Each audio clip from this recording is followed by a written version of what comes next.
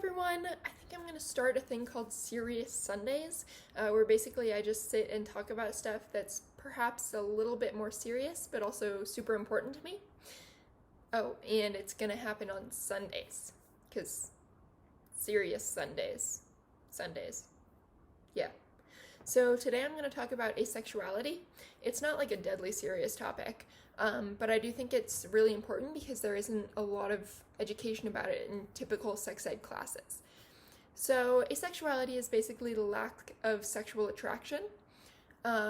It's a spectrum. You can have people who feel no sexual attraction, as well as people who do feel it, but only when they have a deep connection with someone, as well as all sorts of other things.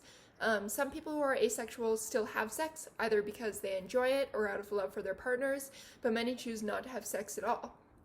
An ace person, short for asexual, can be sex positive, negative, averse, or somewhere in between.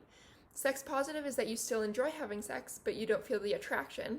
Sex negative is that you don't want to do it yourself, but you don't really care about what other people do. And sex averse or sex repulsed is when you're against sex in that you find it uncomfortable and unnecessary or even gross. So it happens, and it's the way it is, but sex averse people do not want to hear about it. Thank you very much. So I myself am a sex averse asexual, which is how I know so much about that one. I'm going to talk about my experience for a sec.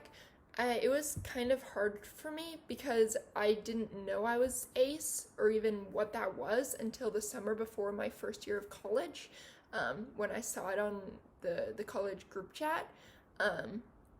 It was really hard to understand why I wasn't interested in the things most people my age were. I didn't feel, oh, there's something wrong with me, although that's a common feeling. That is so not true, by the way. There's never anything wrong with you. I just felt like I didn't quite belong, and that was really hard. I personally like being put into the box of being asexual because it gives me an explanation for how I'm feeling, and I like knowing that there's a name for that, but some people don't, so just be careful of how you refer to people. Finally, I'm going to mention the asexual flag because, in my opinion, although I might be a bit biased, it's the prettiest flag. It starts with black to represent asexuality, gray to represent gray sexuals, people who fall in between asexual and allosexual, white to represent allies, and purple to represent community. So if you have any questions about asexuality, please ask them in the comments and I will respond as quickly as I can.